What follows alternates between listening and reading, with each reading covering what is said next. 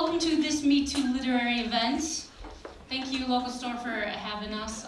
Thank you, Jody, for organizing it. I'm really excited to be here. Yeah, let's hear for Jody. I'm gonna start you off with a song or two. I wrote something too that I'm gonna share with you guys as well. But I'm gonna start with this song. It's called "Where Are You Now?" I think this is a time when a lot of people are soul searching. A lot of women, a lot of men. And this song is about a time when I was soul searching. I'm always soul searching, actually, let's be real.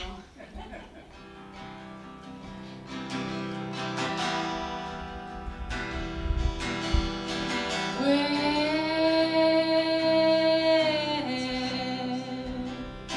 are you now?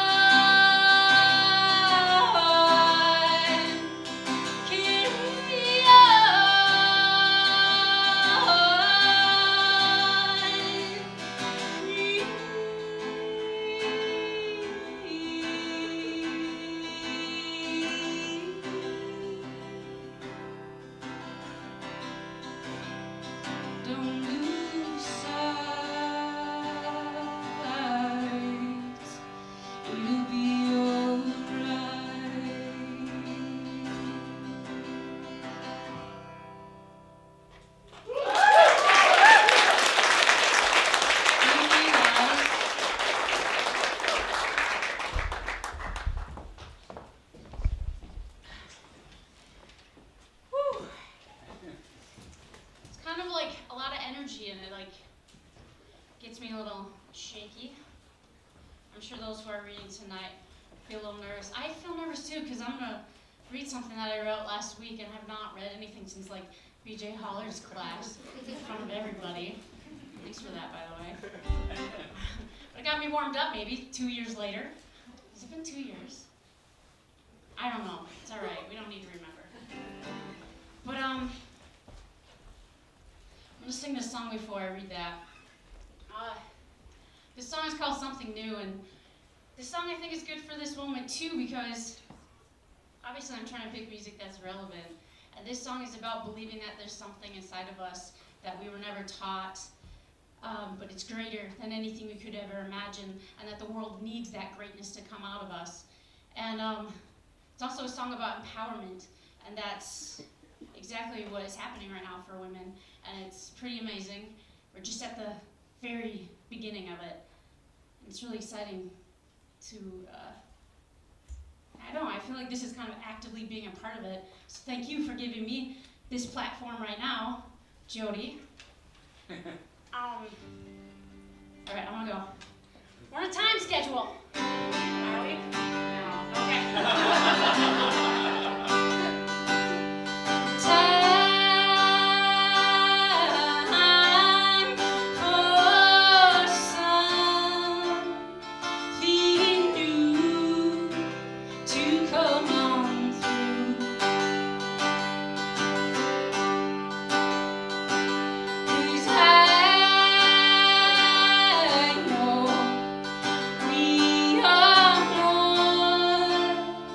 The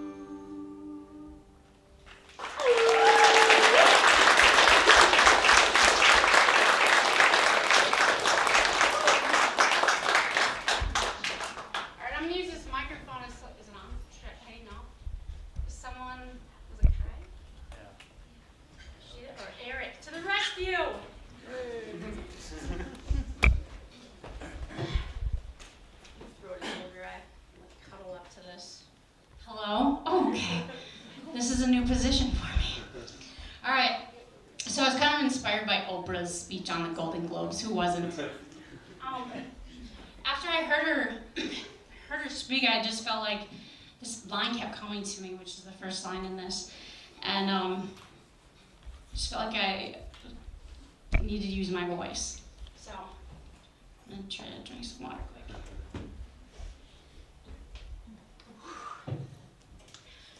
Okay. I got whiskey. I know you do. I don't think it's gonna have a quick enough effect. Right. All right. If ever there were a time to speak, now would be that time. I say this for myself more than for anyone else.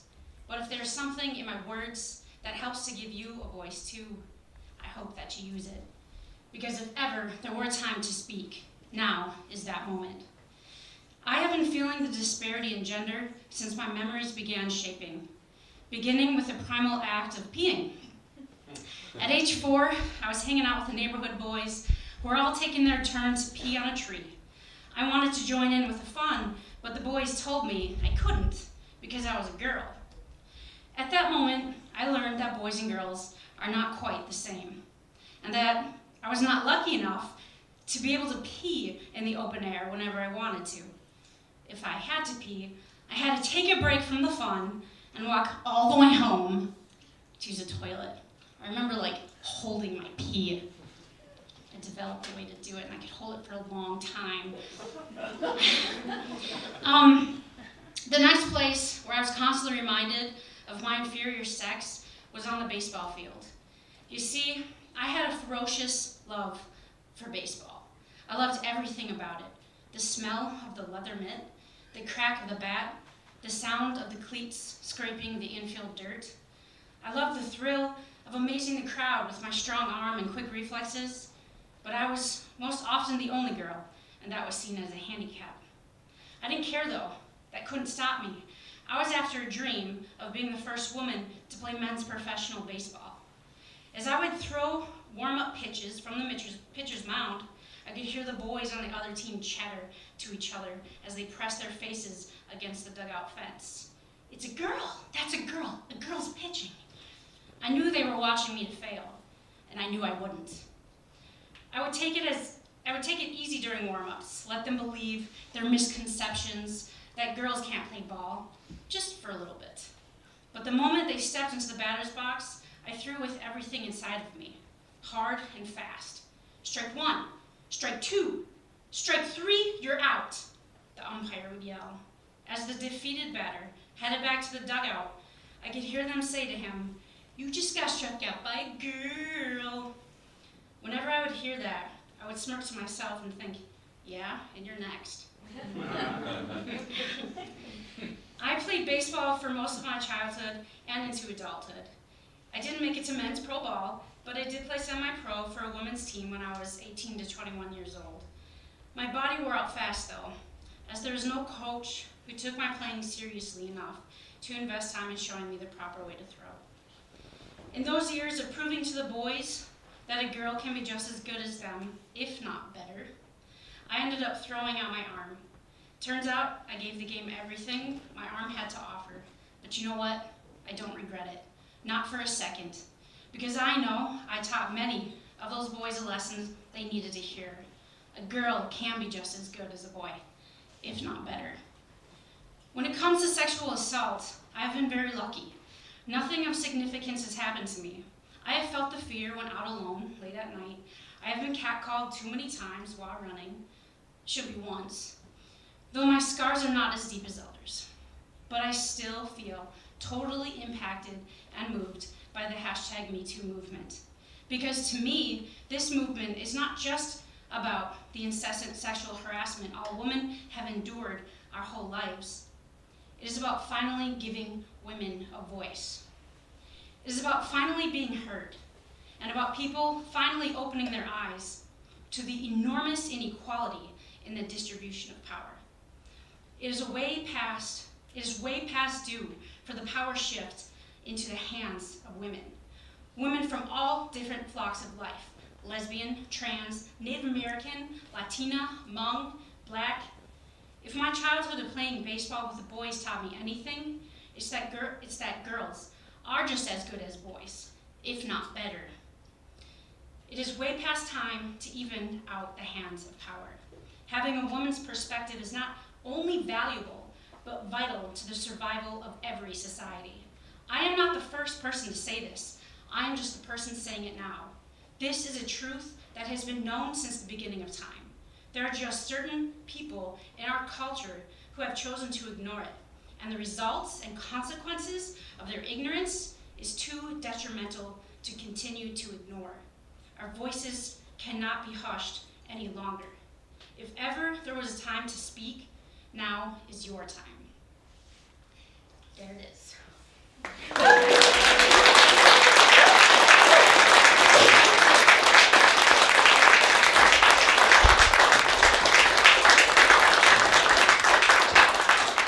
And Jerica's going to end the event too with another song, so we're just gonna... Yeah, sure. Nobody will steal it. Don't step on it either. Or step on it. Okay, I'm Jody Arnold. I'm going to read a little poem and then we'll get into talking about how this event happened. It's called Private Messages.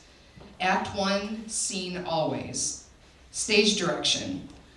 Woman will want to delete this guy from her Facebook account, but you must not allow her to do that, because then he might get angry that he is no longer connected to her and will seek her out in more personal and dangerous ways. Advise woman that she will understandably be afraid, but there is simply nothing she can do about it. Him. Hey sexy, what's going on today? Why are you up so late at night texting when you should be in bed with a man planning breakfast? Sexy? Anyway, good night. You know, I think I love you just a little bit. I like your tattoos, they're real sexy. Why are you so quiet? You drinking without me? Babe? You around? Her. Hey. Him. I was wondering if you died or if you were just ignoring me because you know, right? You know that just break my heart, sexy. Sexy? I was looking at your pictures. I keep liking them. Sorry, LOL. I do that sometimes when I'm up late and I'm on your page. I bet you're thinking, oh, he's drunk. But I'm not. I'm sober 2 weeks. Her. Thanks. Thank you. Him. Oh, hey, there you are, sexy. You still single? Because I could make you hum.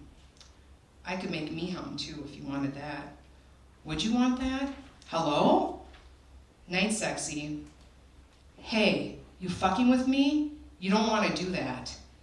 Her. You settle down now. Him. LOL. The person you should never say that to.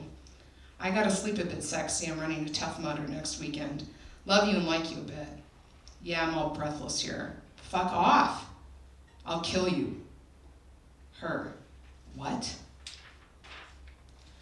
So that's a poem I wrote that was based on an actual series of private messages that I got from somebody. And actually when this Me Too event came about, I had posted on my Facebook page about it. And the guy who was actively sexually harassing me went on my Facebook post and talked about how one time something had happened to him.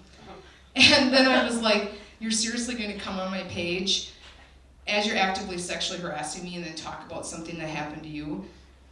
Oh, I'm going to write a poem about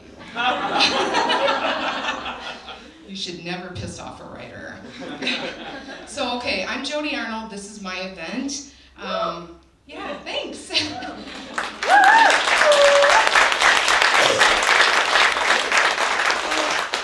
Okay, I want to thank Jerica. She's going to, as I said, finish with a song. I just wanted you to know that her music is available at the local store. She has a you have a Facebook page too, but you have a website. It's jericamcgelle.com, MIGHELLE. We had a fun conversation about how to pronounce that earlier. And her music streams everywhere. And okay, so this event started because I wrote a play, and my playwriting teacher is here. And we were chatting about it, and it's kind of a timely thing. And it was like, hey, you should do that play somewhere. And I was like, okay. And then how about at the local store? And then I come to the local store, and they're like, well, maybe you should do a whole event. And then I was like, I'm a writer, I don't plan events. Like, I want to not be up here, but I am, so it's good. And this metoo, I call it a phenomenon, is amazing because up until tonight for this area though, it's been a thing where people have gone on their pages and shared their story and hashtagged it, and then their friends would see it, and then maybe their friend would be inspired to do their own thing and share their own story. But it's very personal, and it goes out to their friends. And I wanted this to be a community conversation. So I want all of these ugly, hurtful things to be made pretty by us coming together, and hopefully moving forward, we can make a more beautiful road. So that's why I did it.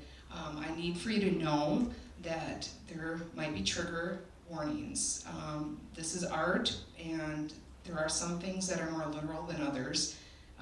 Amanda Schumacher is going to speak in just a moment from the Family Resource Center, and if something were to seriously trouble you, she would be available to talk to. So I wanted you to know that. I wanted to thank Volume 1. And also there's one component of this whole thing tonight that is not necessarily the kind of art that you'll be hearing through the microphone. So I did this GeekCon event because I do a podcast called Tell Me Something Weird. And I met this amazing artist. Her name's Sarah Ferraro. She has art for sale at the table back there. And she kind of became my instant muse. So this is her art that you're looking at.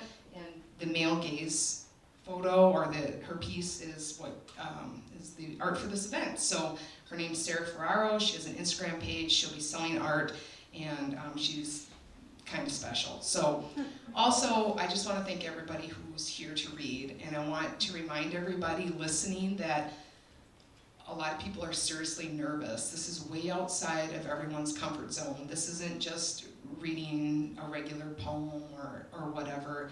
This is really personal stuff, and for some people this is the first time they've ever spoke about it in public. So just keep in mind that there's going to be a whole lot of nerves tonight, and to just be gentle on everybody because it's a big deal.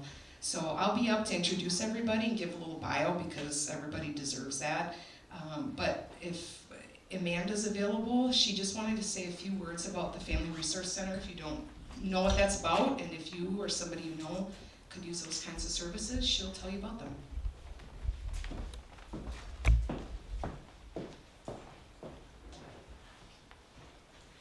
Hi everyone.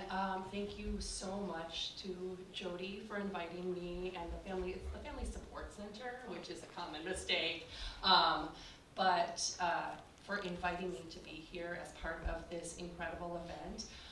So the Family Support Center is a nonprofit agency, and our mission is to empower all individuals, families, and communities to live free from domestic violence, sexual assault, child abuse, and other forms of interpersonal violence through free and confidential education, prevention, and intervention services. Our home base is in Chippewa County, but we do have 2 outreach offices. One is CASA, the Center for Awareness of Sexual Assault, which is located on the UW Eau Claire campus, and the other one is my office, which is the Eau Claire Sexual Assault Outreach Office, right downtown on Barstow Street. So we're in the same building as the Stones Throw, which sounds a little bit odd, but the entrance is on the Barstow Street side. We're on the 2nd floor. I have ample information about our services at the back table there, and I would love to talk to you more about the range of services that we offer to the community, and send you home with some information if you're interested. So, as Jody mentioned, one of the many hats that I wear as part of my work with Family Support Center is to offer trauma-informed, advocacy-based counseling. So I will be here in the back, hopefully for the duration of the event. If anyone feels activated by any of the material, we can definitely chat. Really, I'm just so excited that this event exists because I'm a firm believer in the power of narrative and storytelling to convey the kind of emotion and humanity behind experiences that these abstractions like statistics really can't. When people ask me what drew me to the anti-sexual violence movement, one of the inspirations that I always cite is reading a novel when I was in high school, and it was called Mysterious Skin. It's by this Midwestern writer named Scott Hine, who since he's become a friend of mine, which is a little bit wild. But anyway, he'd written this really powerful story that was partly rooted in his own history about the ripple effects caused by the childhood sexual abuse experiences of two young men living in rural Kansas. And just the visceral truths in that book are still with me today, and they continue to steer me and motivate me so much more than, like the CDC research and the National Intimate Partner and Sexual Violence Survey, any of that stuff ever has. So stories are so important. They're invaluable. And I want to suggest, if that story is what has brought you to the doorstep of this movement as well, that you absolutely have the ability to join the movement. You don't need to be a social worker or a therapist or have a degree in anything. If you want to do something, I'm here to help you do that too. We have lots of information, of course, at the back on volunteer opportunities, but whatever your area of passion, I'd really like to help facilitate getting your voice to the forefront. And finally, I want to mention that Family Support Center is the beneficiary of Midwest Feminists metoo benefit at Forage on February 2nd. And I'm so humbled by all the organizing that has gone into that event. I hope to see some of you there as well. Information, you guessed it, at the back. But once again, thank you so much for coming and showing support here tonight. And I look forward to hearing all the amazing art from all of you here. Thanks.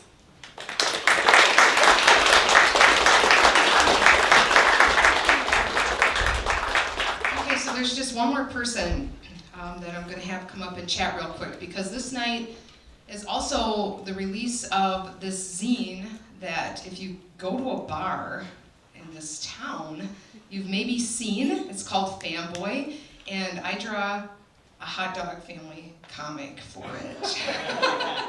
Because why wouldn't I? And so it's sort of this completely different thing I do, and there is a special Me Too issue that's released tonight that's available where you can pay for stuff over there. And my friend Dave Racine is the fella who makes Fanboy, and I just wanted him to come up real quick and talk, because his issue is really, really cool, and you can just grab one that's free on your way out. Do you want to come up here for just a second, Dave? Sure. Thanks. And then we'll get to the readings.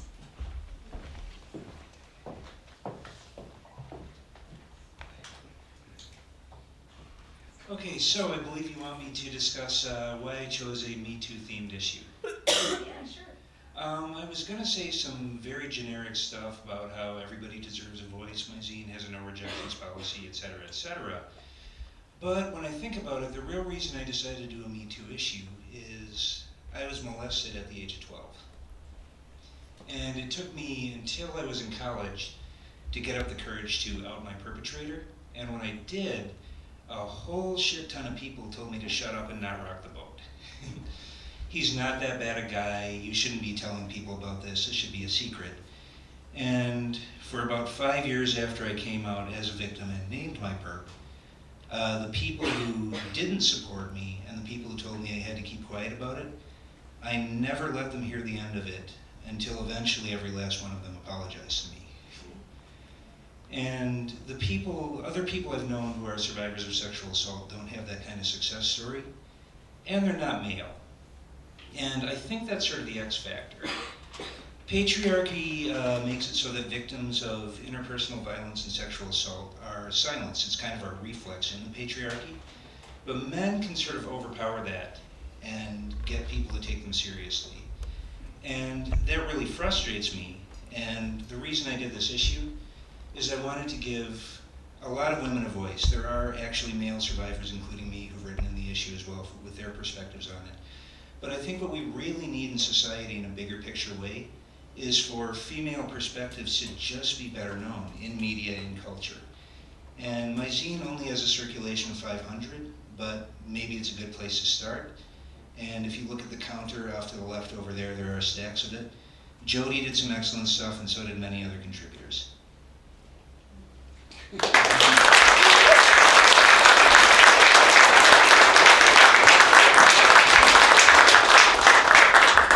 Okay, thank you. So I just realized there were a few people whose last names I'm probably going to butcher, and also who are people that are good friends of mine, like Charlotte. Is it Kupsch? I've never said your last name before, but we've had plenty of drinks together. So we're going to start this off with Charlotte. She's written an essay, and she's coming up.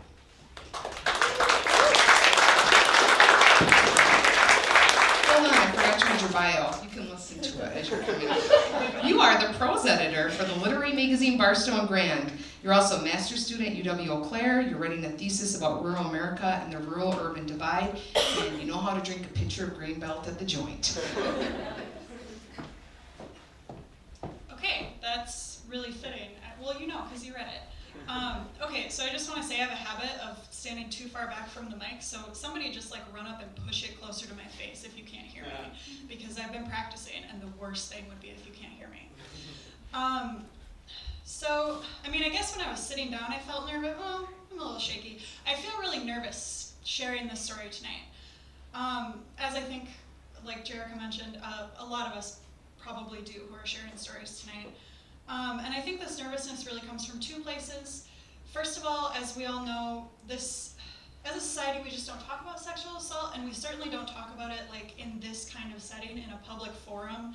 We don't usually let public forums give us space for these stories unless it's part of a big reckoning like this one. This is a story I've shared with close female friends, and that's about it. And the second reason I'm nervous about sharing this story is because the story I'm about to share doesn't meet the typical societal stereotypes about sexual assault. I actually sent this story to Jody because I wasn't sure if it was like right to share. When we think about sexual assault, a lot of times we think about rape and we think about sexual violence. And that's not exactly what this story is about, and you could say because of that, I'm one of the lucky ones. I think Jerica also used that phrase, lucky, and that's kind of a theme for me in this piece. But the thing about sexual assault is that it happens all the time in both overt and subtle ways, and I think a great example of that was this weekend when those allegations about Aziz Ansari, the comedian, came out. We focus so much on extreme and violent cases that we don't think about the smaller, everyday ways in which people experience sexual assault. The problem with this thinking is that we forget that the preponderance of minor aggressions is what allows the major aggressions to continue. Overall, I do often think that when it comes to assault, I've been really lucky. But no matter how lucky you are never quite lucky enough, especially if you're a woman, especially if you're a minority. So here's a short, 10-ish minute story about luck, and it's called Lucky Ones. Okay, so 4 years ago or so, I'm at The Joint with my friend. You guys know The Joint, right? It's this old historic bar on Water Street with wood floors, stained glass, a jukebox, and bartenders who remember your name and your drink. Dogs run around off leash, the beer's cheap, and you usually run into someone you know, for better or for worse. Anyway, so I'm at The Joint with my friend, and I'm probably 21 years old. And if you know what it feels like to be 21 years old, and you know what it feels like to go to The Joint, you probably know what I mean when I say that The Joint felt like it was our bar. You know, like, a lot of people feel that way. I think The Joint felt like it was our bar. I'd been there too many times to count. I knew all the bartenders. I could sit there by myself. I felt really comfortable. And as silly as it sounds to talk this way about a bar, that's what The Joint felt like. It kind of felt like a home. My friend and I, we were young. Everything felt new and exciting. Every night was an adventure. And we were 21 and about to graduate from college, and we were exactly the kind of arrogant little jerks you'd expect us to be at that point. We were okay people too, I think. So that night at The Joint, we felt unique, and we felt energetic, and we felt really lucky. I don't want to belabor the point too much here, but if you like The Joint, you probably feel like it's kind of a special bar. There's something different about The Joint. Certainly as far as the bars on Water Street go, it's a little different. There's no dancing, there's no wheel to spin. It's relatively rare. It's relatively rare that you'll end up in a situation where a stranger's sweat is all over you. The joint's a little different, and not just in the sweat to stranger ratio. At times the joint feels a little nicer, a little more comfortable, a little safer. At least it did for me. I'm lucky that way. One last important thing you should know about me before I get to the next part of the story is this. I've never been the type of person who gets an inordinate amount of romantic attention. Let me put it this way. You know that one friend who's like a magnet for attention at bars? The friend who you love, but you also kind of hate them a little bit? That's really never been me. I can be a little bit shy, I have a fairly average body type, and I also really like to get in arguments at bars, and it's not at all cute or flirtatious. So, I mean, I date, I have fun, but this is all to kind of say generally that I don't have to spend a lot of time sidestepping unwanted advances. I don't expect to have to do that, and I used to really hate that, but now I feel really good about avoiding that crap. You could say that I feel lucky. So there I am at the joint with my friend, who, by the way, is totally that kind of attention magnet that you sort of hate. And we're 21 and at our favorite bar, and we're feeling like the whole world is ours, and we're tipsy, and we're happy, and we're lucky as hell. My friend is a softball player, and there's Brewers game on, and we're drinking, and she's yelling at the TV, and there's this group of men at the bar. Here it is. Here it comes. There's this group of guys at the bar. They look older, they're in their late 20s, early 30s. It's obvious they're not in college like us. It's also obvious they're not regulars at the joint because they're being loud and they're being rowdy. And they're wearing ties and collared shirts like they're on a business trip. I see them looking at my friend and I think, oh God, here we go. They're watching the Brewers game too, and I think that they must be impressed because she's into baseball. And then she gets up to go to the bathroom. Suddenly, it feels like the entire group of men at the bar turn around to look at me, and there's like 6 of them, so it's a little shocking. And 2 of them walk up to me, and I think that they're about to ask me for my friend's name or number or something. But instead, they're like, hey, where should we go next? What bar should we go to now? So I try to suggest some more places like the joint, chill places, quiet places, safe places. But they say no, they want to dance. So I shrug and I say, I don't know. My sweaty stranger tolerance is obviously way lower than theirs is tonight. Then, one of the men reaches in his pocket and takes out his wallet. I don't know how to describe it to you, but somehow I know what he's gonna do before he does it. It just happens, like a scene in a movie. Like I'm not sitting right there in the middle of it. It just happens, and all I can do is watch as it plays out in slow motion. The man takes his hotel room key card out of his wallet and reaches over to me, and I am frozen because there's no way this is happening to me.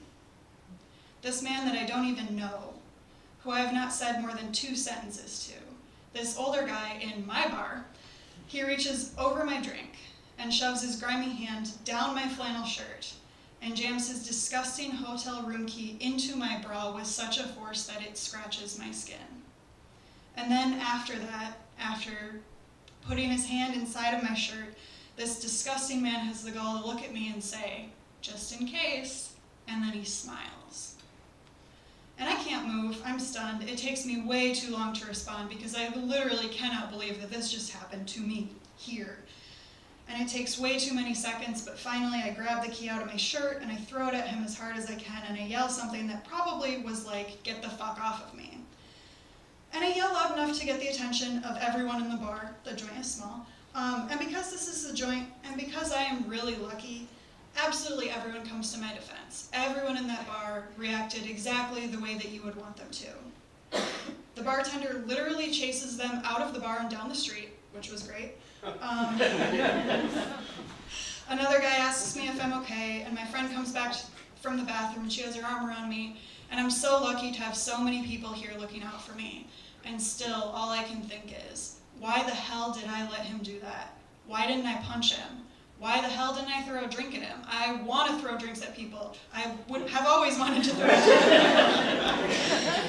Why did I just sit there?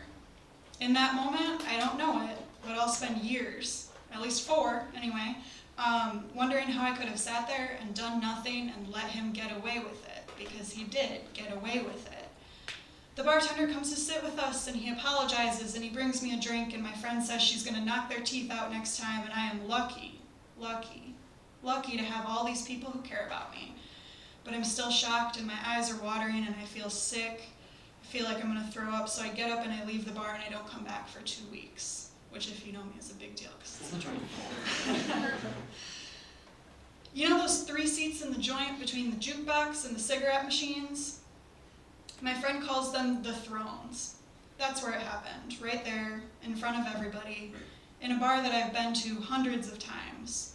A bar that feels so comfortable to me. A bar that felt so comfortable to me. Later, when I do go back to the joint, it's the same. It's the same dogs, it's the same people, it's the same gross smell from the men's bathroom. And I am the same, or mostly, except it's a little different because now I know that it happens here too. It happens here, and it happens even to me, someone who doesn't have a magnetic personality, an average person, a lucky person. And when I think about it now, what I always think is this. Next time I'm gonna throw that drink. Next time I'll fight back sooner. Next time there won't be those paralyzed seconds of shock. Next time, there will be a next time. There will always be a next time, even if you're lucky. Thank you.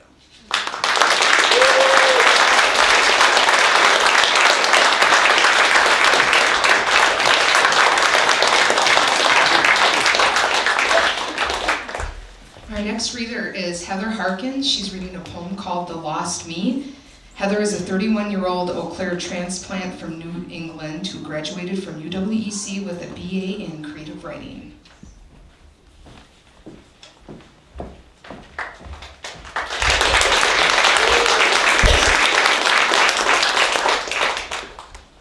I'm a lot shorter than everybody else apparently, so I also was not blessed with the ability to naturally speak into a microphone. I do balance that out by being able to knock myself into every table I walk past. Be proud of your talents. And like a true millennial, I'm going to read this off my phone because I'm terrible.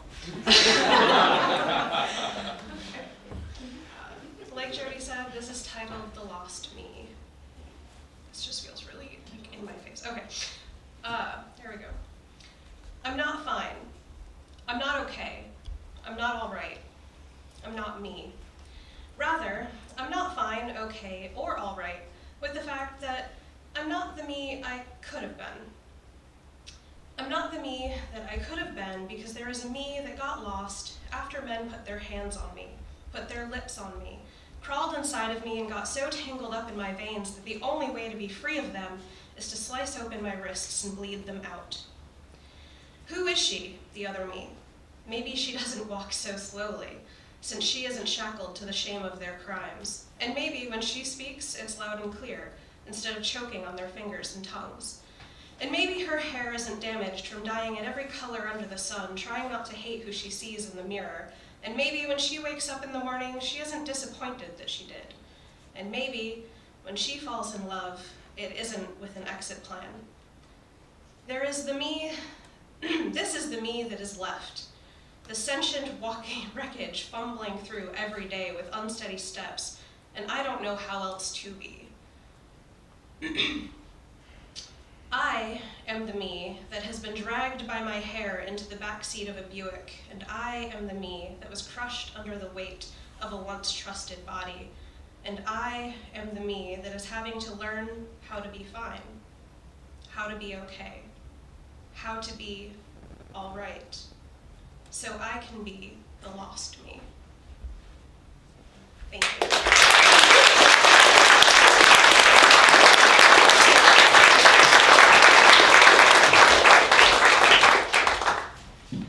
Our next reader is Katie Hackworthy, who's reading a poem called Manners. Katie is an Eau Claire-based poet previously published in Twig and Noda. She believes in the power of words because something magical happens when you can create beauty from pain and community through art.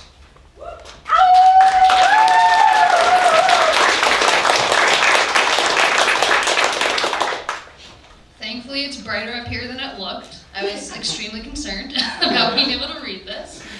I am not a good millennial because I'm reading out of a journal and my phone broke 3 days ago. So this is a piece called Manners. When you're taught that yes sounds better than no, that pointing your head towards your tumbling stomach is preferable to unlocking your jaw, letting years of fear and frustration slide down your chin onto cracked linoleum.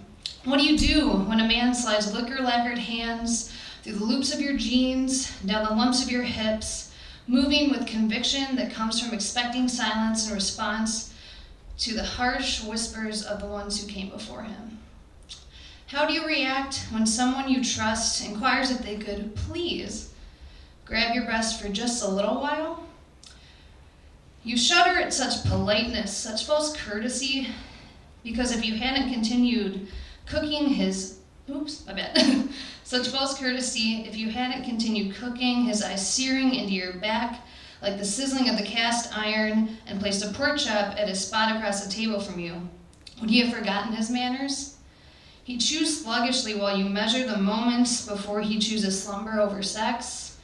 Before you punch the clock and begin the twilight trudge home, excuses rising like bile on your tongue because maybe he's just a lonely old man trying not to forget what it feels like to touch a woman.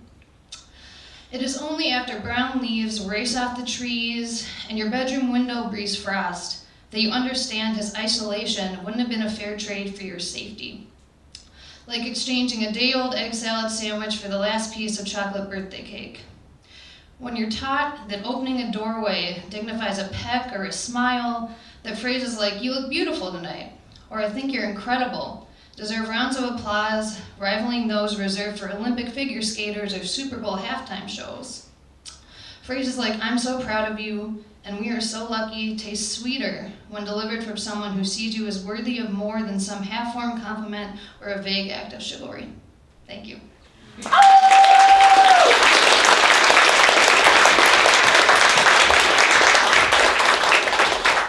All right, our next reader is Samantha Foss. She's reading an essay.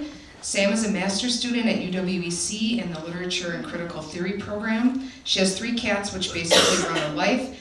Short stories, Zumba, and rum are her jam, which is why you can usually find her dancing with one of the 3 cats in her kitchen in between stories. This is the first time she will be publicly reading her work, and she asks that you not judge her too harshly on the writing style, which we never would.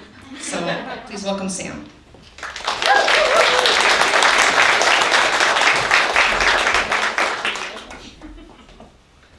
Alright, so I am admittedly terrified to be reading this to everyone. Like a lot of people, I haven't really shared the story with the public. It's like 1 or 2 close friends and my counselor, because sometimes you just need that support. So bear with me as I stumble through my words, because I'm not as prepared as Charlotte. I haven't been practicing. So here we go. I hesitated for a long time in calling my story a #MeToo story. It's not violent, it's not aggressive, it wasn't a stranger. My story was someone I thought cared for me, who I thought I was willingly in a relationship with, but I never actually remember agreeing to any part of it, just passively letting things happen to make them happy, thinking they would return this behavior, give and take and all that jazz, but it wasn't the case. Mine is a story of subtlety. This ex, because I do admittedly have a fair few, let's call them Randy. It's a totally fake name.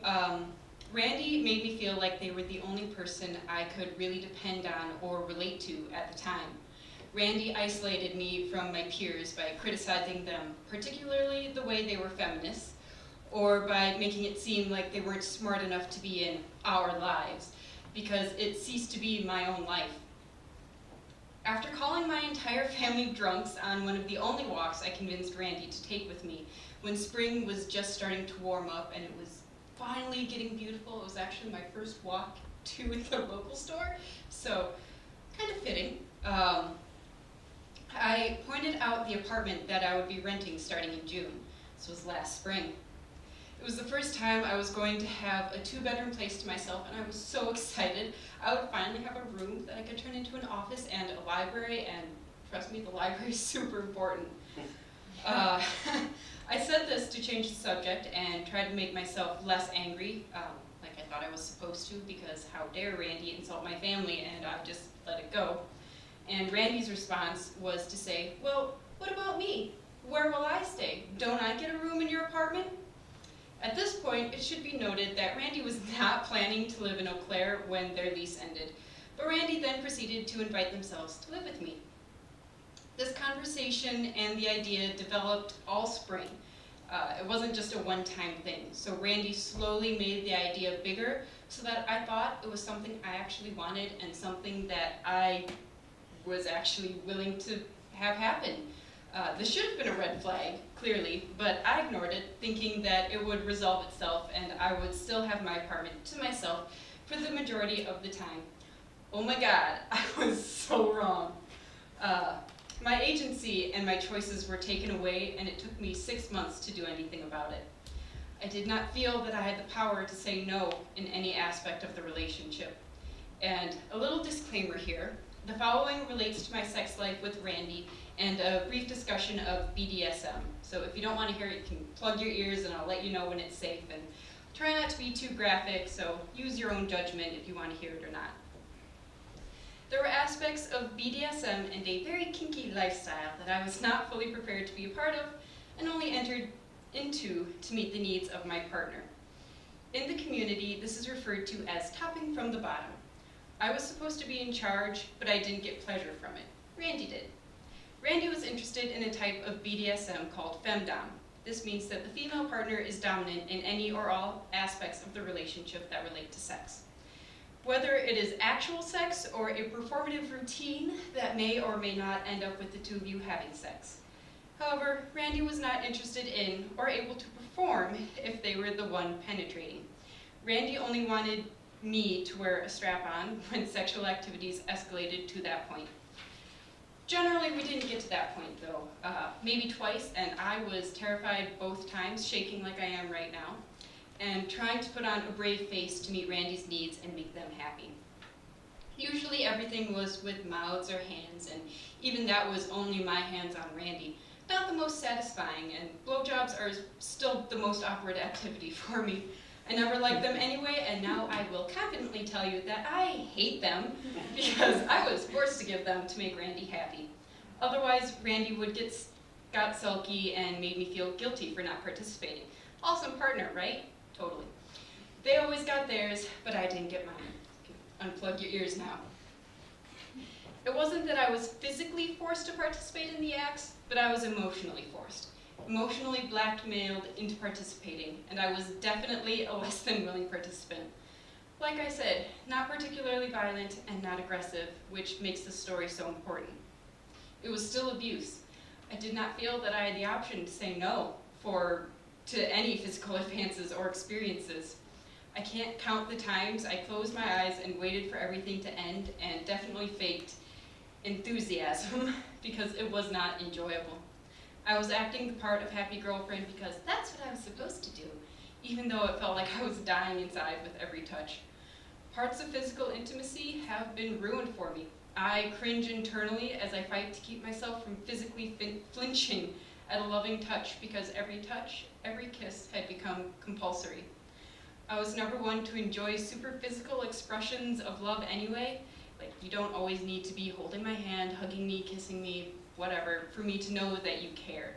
I like my space and my independence. But now, more than ever, I want to be not touchy-feely. It's not that I don't love my current partner, because trust me, I am over the moon for him, and he has been so supportive. He's one of the first people that I talked to about this, and he's been amazing. But I get so uncomfortable with him wanting to be in constant physical contact because it feels like an obligation. Those expressions of love, hand-holding, hugging, kissing, they should be given enthusiastically, and for me, they aren't because they've been forced out of me for months. Also, please, if you have a #MeToo story, don't go and creep on that person's social media.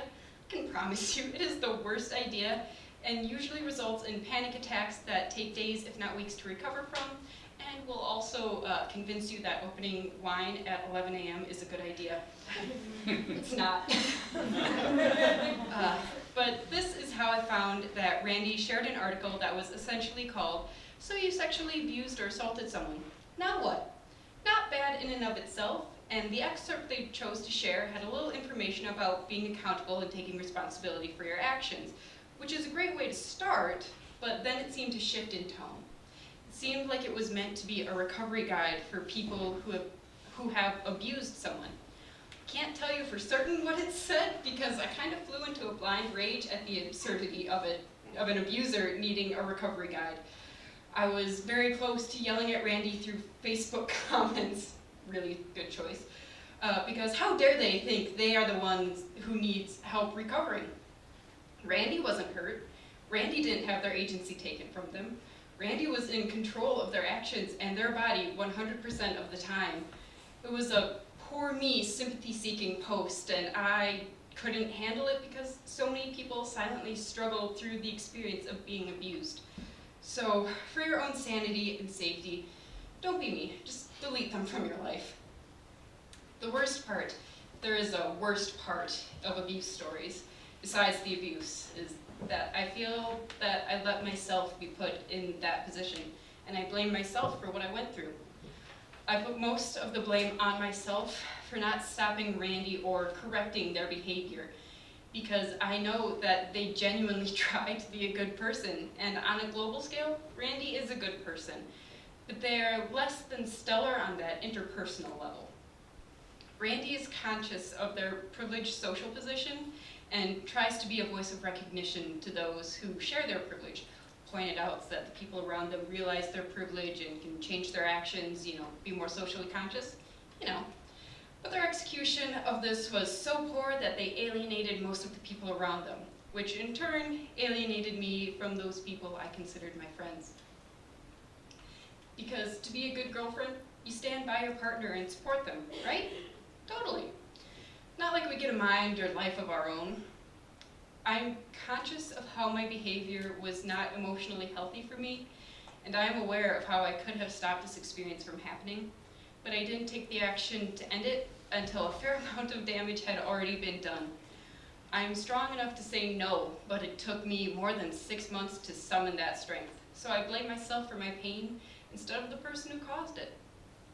It's messed up, I know that. Trust me, I know that. But it took me until the #MeToo campaign gained so much popularity last fall for me to actually recognize and admit that what I went through was abuse, even though I was still hesitant to call it that for months. I can finally admit now that I was abused and that I have a long recovery ahead of me. I can finally say me too. Thank you.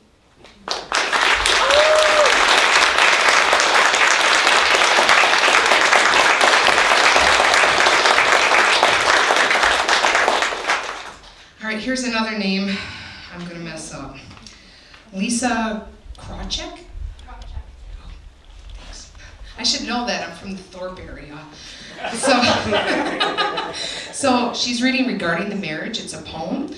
She's a recent graduate of UW Eau Claire from Milwaukee, Wisconsin. As a poet, she aspires to use images to convey greater meaning along with social commentary.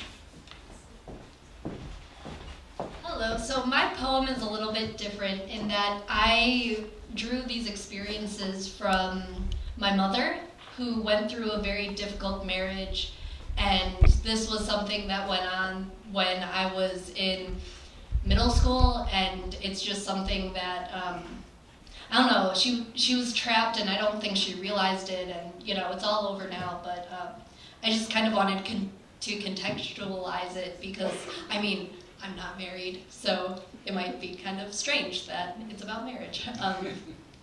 But I think it's a story worth sharing because I think that as an artist, when I saw my mom go through that pain, it took me like a long time to put the words together and really describe and share those experiences in a way that is productive and stuff. So yeah, regarding the marriage. Grapevine growing upward, I hear you whisper sweet nothings. I am your glass of wine, waiting on you hand and foot, winding thin around your trunk, planted, a tree rooted, thick, ingrained, chained, content stagnation. Perform, foresee, misstep over you, unsure, the best are, ready to procure and sit, to take or wait, rings as our witness, circular fetters, to our own immortal sentence. Thank you so much.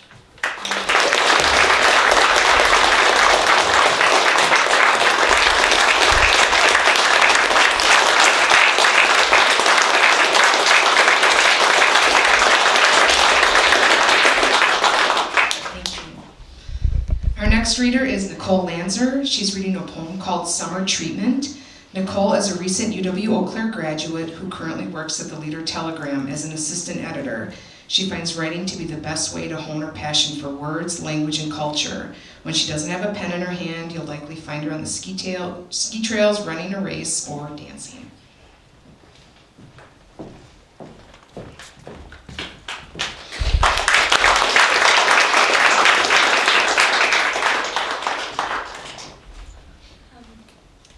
So when I was first invited to share tonight, I was so confused how my poem really fit in with the metoo movement. But I guess after thinking about it, I realized that it really resonates with tonight's theme of taking an experience that's bad or ugly or traumatic and turning it into something beautiful through art. So this is Summer Treatment. It's a poem I wrote for myself to help process an experience and recover. Do you remember when we feasted like kings in summer, bathing in the royal treatment center lather, tipping vial-laden tines to cautious puckers, in hopes of curing wounded bodies, minds, every crevice cluttered, clenched in fangs of some obsession, that summer venom slithered into cerebellum? And remember when we erased the spaces chiseled by those nights, lapping ink-brewed emptiness, in neurotic tabulation, perspiration, calculating every aerobic nimble drip from our fanatic brows in summer? Do you remember when we sat, granite statue, stillness, marble, and when cardio dug its grave in air-conditioned therapeutic walls, while mending us like child asphalt-polished kneecaps in the summer? And when we learned of that mandala magic coiling into cortex, the mindfulness that bloomed in tips of felt and melted acid clinging to our smiles? Or remember when each morn we rose before the fade of dew, princesses enrobed in gowns, the open backs were vitals, pulse in vessels humming, yawning, limbs draped in the finest stethoscopic silver. In the summer, while the rest sprawled on cicada rays, elated lemon recklessness in charring mallows in those lunar embers, and we, the noble captives, handed goblets overflowing, meant to mask the wailing hollows, internal caverns too familiar. But do you remember? We got better in the summer. And although we were not born with silver spoons inside our mouths, we can pile them high. On our own now, lift to lips. Bite, chew, swallow, healed.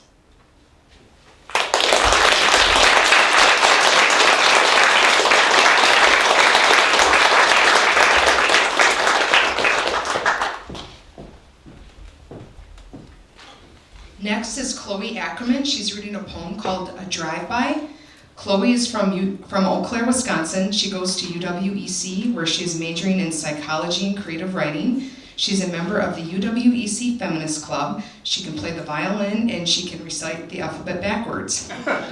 She wrote her poem, A Drive-By, to show the differing perspectives of a catcaller and a person being catcalled.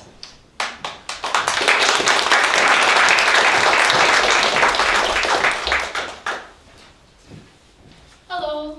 I originally wrote this poem when I was really mad, so I feel like yeah. Okay, so this is a drive-by. Them. On the sidewalk she drifts like a dream on mile-long stems. Her pendulum hips swing with each tramp of her feet. Loving the view, I told my bro to drive slow. Hey, beautiful. Her torso swirls like a mixed drink. My voice wraps around her, its velvet caressing her smooth legs, soft body. But her glare ices the car. The babe's body folds inward. With a single digit, she salutes us. Bitch can't take a compliment. The car continues on. She lives with us for a moment, like fading perfume. Me. The weather is feverish. My dress is a relief versus the sizzling sidewalk heat.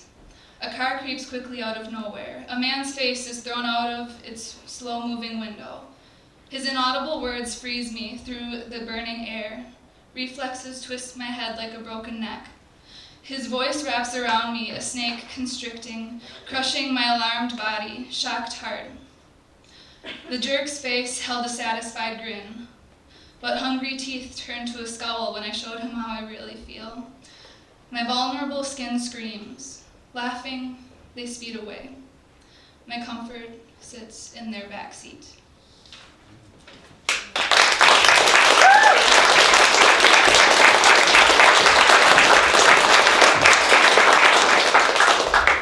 Next is Megan Langley, and she's reading a poem called Milkweed Sap.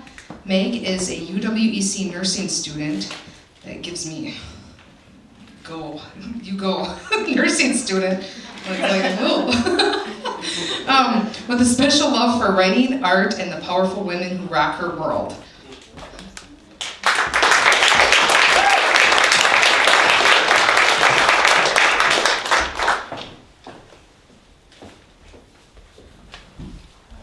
I'm terrified of talking in front of people, so I get myself in situations like this.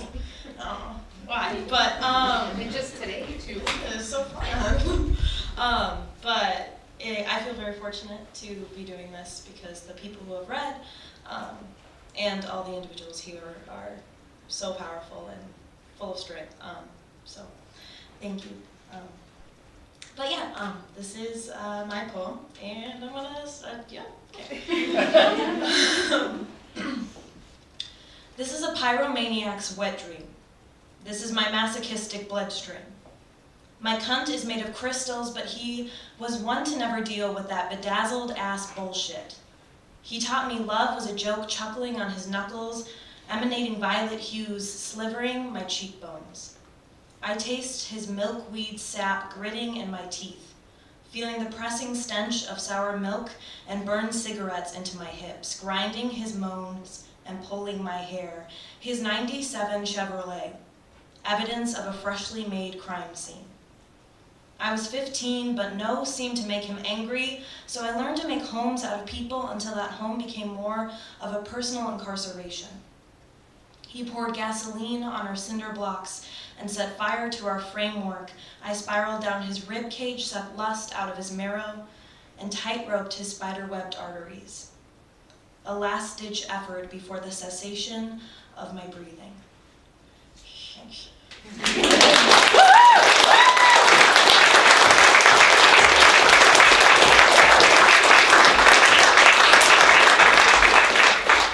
Okay, so first, if you have a babysitter tonight, you're going to get out of here probably a little bit early. I just put 9 o'clock because I didn't know what the hell.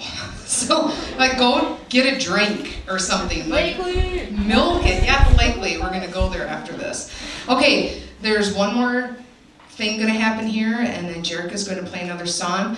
That one more thing is this play I wrote called Perspective that I wrote after I heard about the Louis C.K. thing.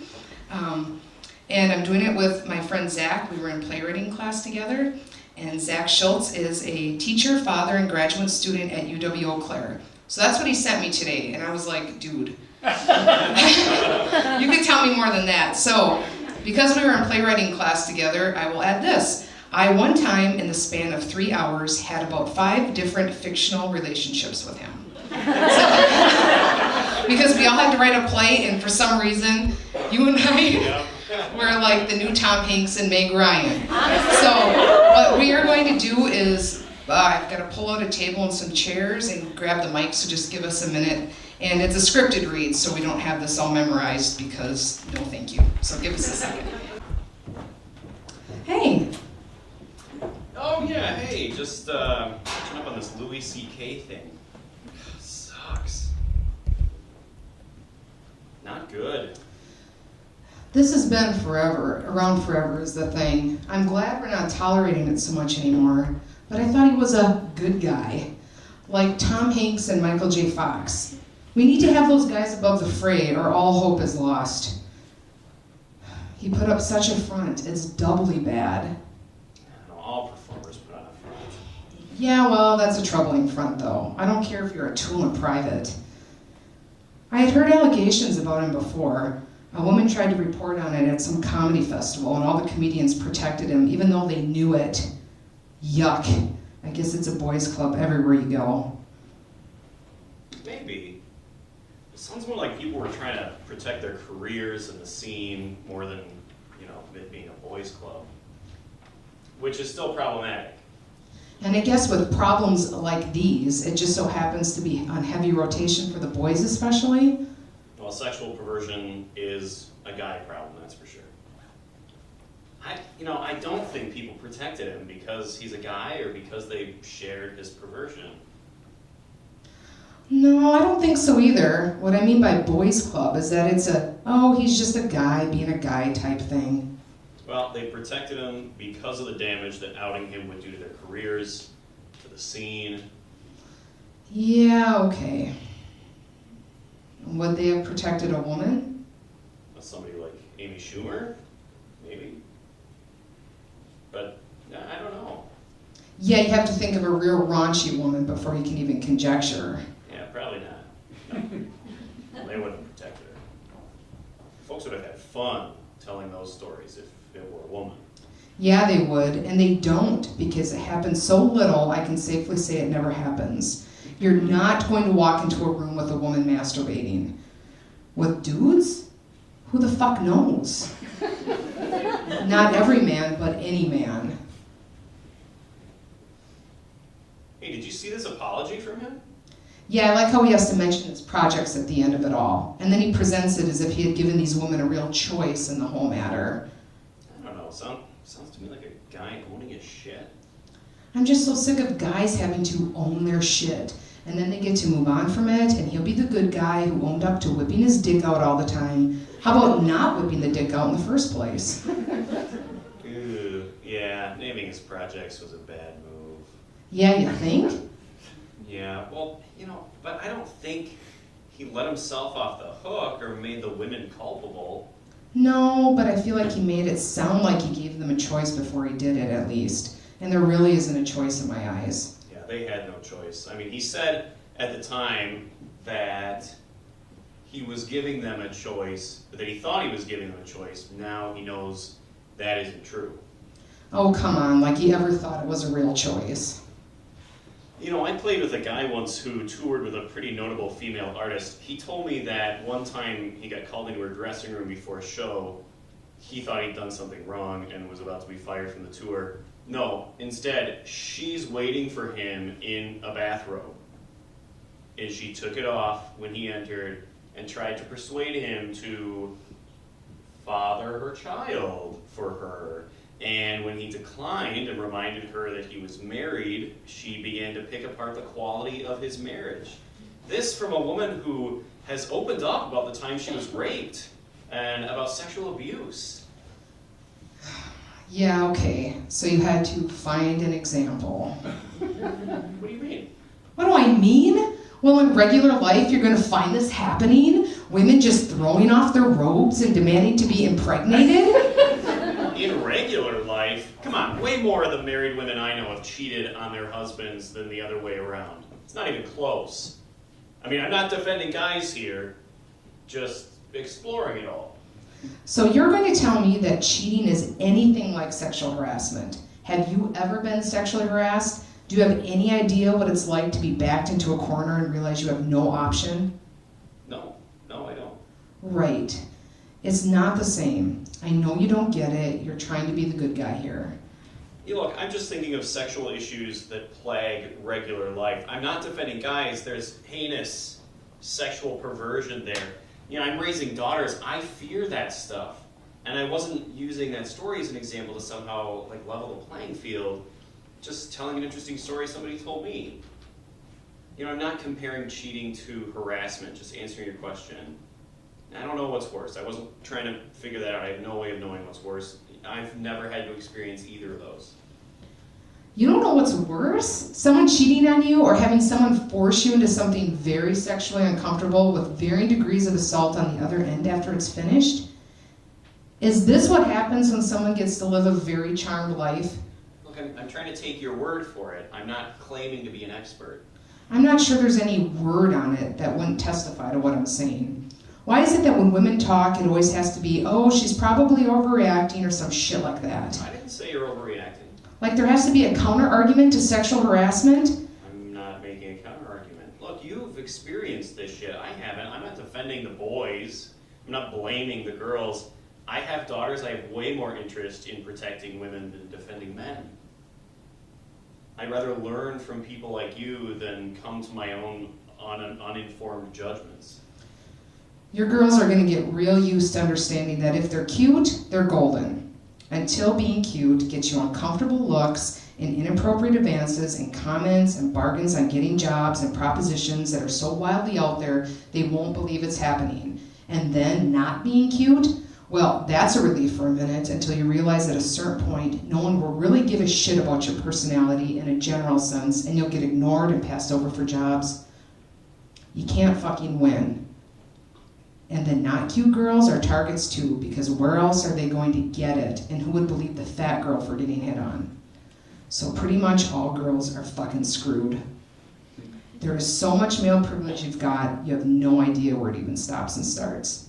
It's like trying to convince me how hard it is to be black. I know, but I don't.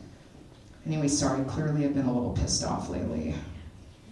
You know, I'm a white, middle-class, straight male, live in a safe community. I'm constantly aware of this. I have zero disadvantages. I can walk into any job and get ahead. All I have to do is show up on time and do the bare minimum, and I'll be taken seriously. I'll be respected. You know, I can walk into a sales job and make more money than my wife right now if I want to. She went to college. I didn't. Nothing in my life costs me anything. Yeah, I can't imagine living with that kind of ease. Even virtue's easy for me because it doesn't cost me anything. Right. Well, I try to see the problem in every way I can, but yeah, I'm married to a woman, and raising women, I have some significant female friendships, but I didn't grow up as a girl. I had brothers. Right. No sisters. Unless you're a woman you don't know. It's like race, like being black. You just can't. And I realize I'm largely blind. Women are so afraid all the time as it is. Holy shit. Constantly aware of our surroundings. It's like being a fucking rabbit out in the wild. So if I say things like that story or the affair thing, I'm just trying to creep into a real conversation and share things. I promise I'm not being combative or competitive or whatever. I'm maybe not trying to do what other guys might do, even if we use the same language. Okay. You must understand the dialogue for men is not usually this open in my life. I'm so tired of being discounted on account of gender, so I'm just ready to fight.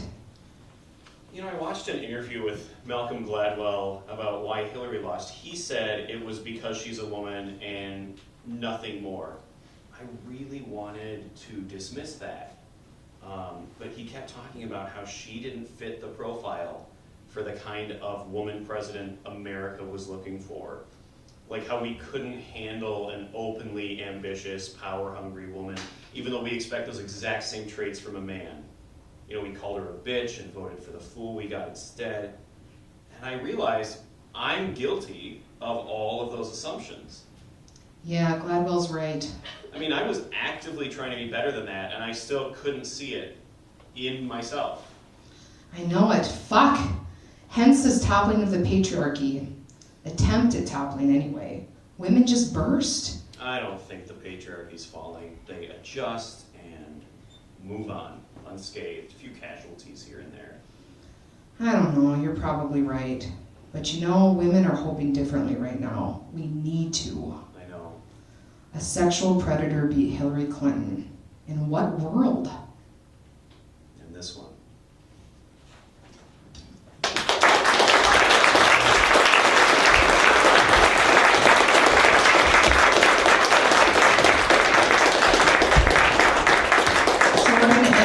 Song, and then we'll be done for the night. I just want to thank, I'm a little overwhelmed by the number of people here. I did this thing and you put stuff out into the world and you don't know what's going to happen and it's a Tuesday night because I don't have my twins tonight, so that's That's why it's on a Tuesday night. So I just want to thank you all for coming. I hope this is the start of something. I hope to do another event, and I hope to see you all at it. So we'll end with a song, and thank you all. The song I'm going to do, it's called Oh Mama, and I want to do this one because I wrote this song when I was thinking about my mom, and she had a hell of a childhood and life dealing with sexual crap all the time, and I feel like there was like a pain that she carried with her that she, you know, obviously not on purpose, but put into all of us, and I think that she inherited that pain from her mother as well, and it's just this line of pain being inherited, and this song is about wondering when we'll be free of that. So here it is.